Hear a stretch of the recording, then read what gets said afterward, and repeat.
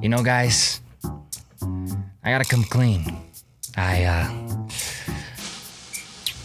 took the red pill and flushed that shake down the goddamn toilet. Okay, let's talk about the red pill community.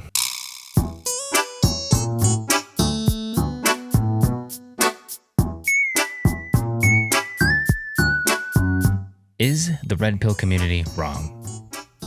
Yes and no. Let me explain. The red pill community, if you aren't terminally online, is a term used for people who are trying to equip young men with the tools they need to be successful. Successful in dating, successful in finance, and overall waking young men up to see the truth. By that definition alone, it would sound like a great community for men to gain the necessary resources to become successful, right? Well, the problem is they tend to denigrate women in their efforts to uplift men. What do I think of the red pill community? My problem with the red pill is that they have created this bastardized version of what a woman is and use that illustration, that caricature, as their generalization for all women. They have taken all of the worst possible traits of women and created this insane caricature of what a woman actually is. They call this caricature a modern woman and use it as a blanket term to use against them.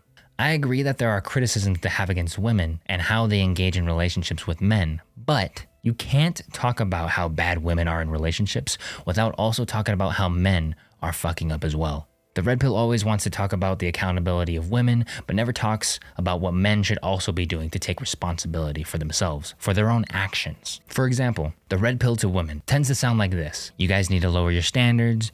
You need to be more responsible in sexual interactions. It's so easy not to get pregnant, which to a degree can be agreeable, depending on how nuanced you are with those statements. There are valid points to be made within these individual points. But when you compare that rhetoric to what they say to men, it starts to tell a different story. When red pill gives advice to men as opposed to women, it sounds like get your money up, work out, and clean your room. How come all of the responsibility falls on women? Yes, women should take some accountability, but where is the men's accountability? The red pill could be a good resource for young men, but all it's doing is profiting off of their insecurities. You are just feeding them this monster version of what a woman is and telling them that women are going to cheat, women are going to steal, women are always on the hunt for something better. This is true of shitty people, not just women. Shitty women will do shitty things. Shitty men will do shitty things. People can be flawed, not just women, not just men. This is the same argument you use against people who say, fuck all men, kill all men, whatever the fuck. So why would you do that in the reverse? It doesn't make any sense to, on one hand, give so much criticism to women, but then not give those same criticisms to men. It's an obvious tell of where your true intentions are lying, that you're not actually trying to help men become better in society as a whole. You're just trying to feed them what they already kind of believe. It's just a weird way of trying to deal with men's issues, is by telling them to get their money up, work out, and clean their room, instead of telling them the same things of hey, you guys should probably be pretty responsible for yourselves, take care of things, blah, blah, blah, be responsible in sexual interactions just as much as women. If the red pill community leveled their critiques at dickheads in relationships, and not just women specifically, I don't think anybody would have as much of an issue with their rhetoric, because these types of people do exist, but you can't use the most extreme people from a certain group to be the representative of that entire group. You have to find the averages. You have to find the normal person. You have to find the middle ground. Because if you take the most radical person on this side and the most radical person on this side, you got a skewed perspective of what actually is happening. And that permeates every facet of society. That permeates every group. You can't look at the radicals. You have to look at who's in the center, because that's who is the real people. Those are the actual majority of people. There's not a majority of radicalized, crazy ass women running around being I'm only looking for money. I'm only looking for this. I want a big ass house. I want a strong ass man. I want somebody that's 7 foot fucking tall. I want to fucking have a man that makes $3 million a year. I want to find the best thing. I'm using this motherfucker as a backup plan. It's there's definitely people who are like that, but they're fucking insane.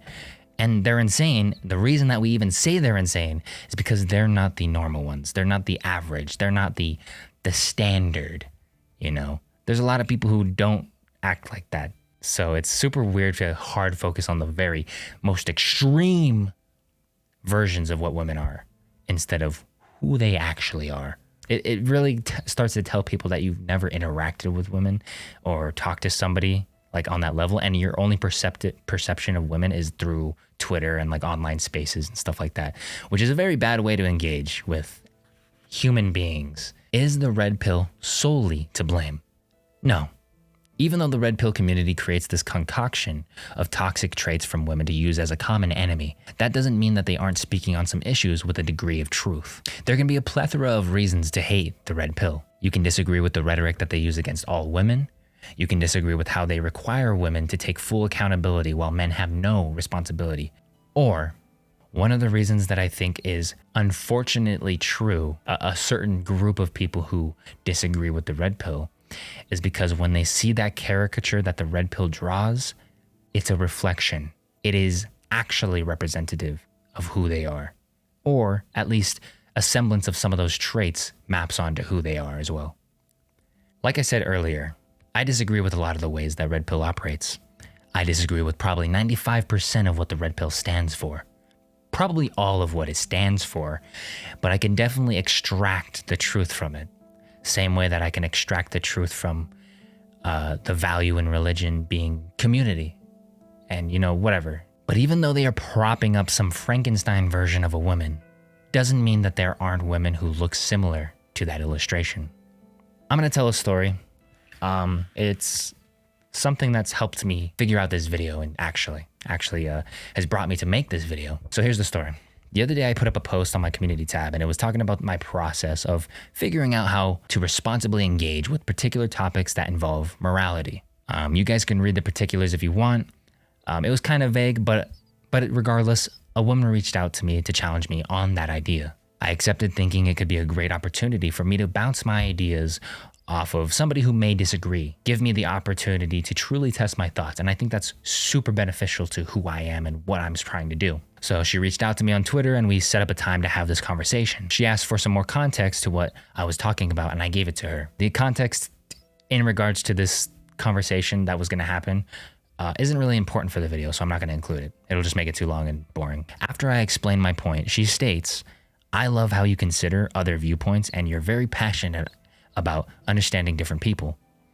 As a Christian, I'm very open to other people's perspectives, other people's personal perspectives, so much so that I'm dating an agnostic. You're very level-headed and easy on the eye too. My boyfriend would kill me. Our little secret."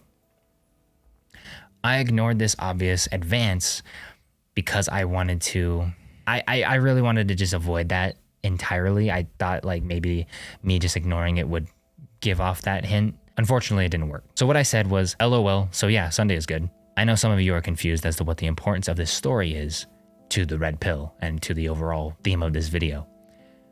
We'll get there.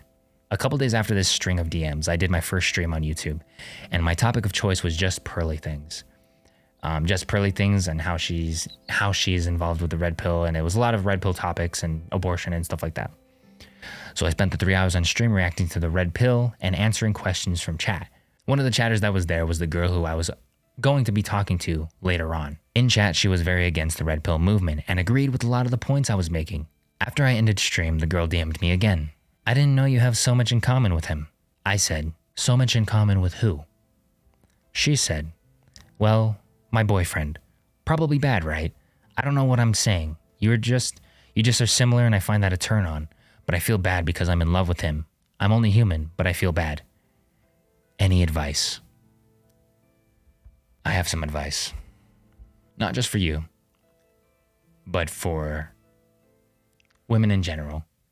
Women who say that they disagree with the red pill's narrative on women. I have some advice. Don't be that caricature. Don't represent those traits that the red pill is advocating against. Not even that you have to embody everything that caricature has, but if you embody any of the traits, you're feeding into the red pill narrative. The red pill is not the only reason that these ideas are out there, that this is like a problem. There's a semblance of truth within their words, and that's why they have an audience. If you disagree with the way red pill characterizes women, You cannot be that characterization of women. You can't. It just doesn't work. One of the ideas that Red Pill has about women is that a lot of times they are using men, and this is also an insecurity of men, that their woman or like their girlfriend or whatever is only keeping them around as a backup plan, and that their girlfriend is looking for better options. That's what the Red Pill targets, is that insecurity. It's a real insecurity, and this is evidence of that. If I ever had a girlfriend who I found out was texting other guys or being flirtatious with other men online or anything like that, if I found out that, I'd probably dump her immediately. It would hurt like a lot to find out that this person that tells me that they love me at the end of the night is speaking to somebody in this way. My advice to you is, and all women in general, if you are unhappy, or not even that you're unhappy, but if you find yourself looking to other people as like possible options in relationships, maybe think about the reasons you're with who you are with. Think about why you're with them. Figure out whether or not you truly want to be with that person or not, because it's probably a better idea to figure that out sooner rather than later, because you're young right now. If you are young right now and you're in a relationship and you are keeping your eyes on the market or something like that, it's just going to lead you to eventually cheat and further feed into this red pill narrative. By the time you're 30 years old, you're going to realize you aren't with somebody who you truly love and truly want to be there and are devoted to. And it's going to hurt. It's going to hurt a lot in a decade or so. If you are looking for somebody to stick around with, you need to figure that shit out soon. Fast. Don't take 5 years to figure it out. It doesn't take that long, hopefully. Here's my advice for men. The advice for men is going to be similar. Extract the good from the red pill community, but don't get sucked in. There are positive things to take from everything. You just got to know when to stop. You just got to know when you need to pull back. Understand that women are human just like you. We're similar in more ways than not. Just like I would say to women, don't lower your standards. Be reasonable with your standards, but don't lower them. You should look for the best person for you, not the best person in society or whatever that is. You should look for the best person for you. And don't let people treat you in ways that you wouldn't want to be treated. Like I said, there are things that you could pull from the red pill community, but just realize that the woman that they're talking about in that group is a very extreme version of the worst traits that a woman can possibly ever have, and you probably won't run into that many. Everybody has flaws. We do too. Understand that the flaws that women have, we probably have as well, to a degree. So as long as you understand that you have flaws and women have flaws as well, you'll be better equipped to engage in relationships in a more healthy manner. And I think that's a much better message to take than what the red pill tends to push around, you know? Here's some advice for the viewers and anybody who ever reaches out to me in the future for a conversation. I'm open to it. I'm open to have conversations with you guys, and I want to have discussions with you guys. I think that's super important to my cause, but don't expect to have a relationship with me. Don't expect to have a friendship with me. The only thing you should expect is to have a conversation and to talk. I'm not trying to be your friend. The only relationship that we have from me to you guys is I make videos and you watch. That's it. And that's okay. I appreciate you for that. I appreciate all of you guys for that. But don't have any expectations of ever being able to have a personal connection with me. Have a connection with the videos and the words that I say, sure. But don't ever think that you're going to be connected with me on some interpersonal level. It's a big mistake. Unhealthy for both of us. And that just keeps everybody safe, you know? Thanks for watching.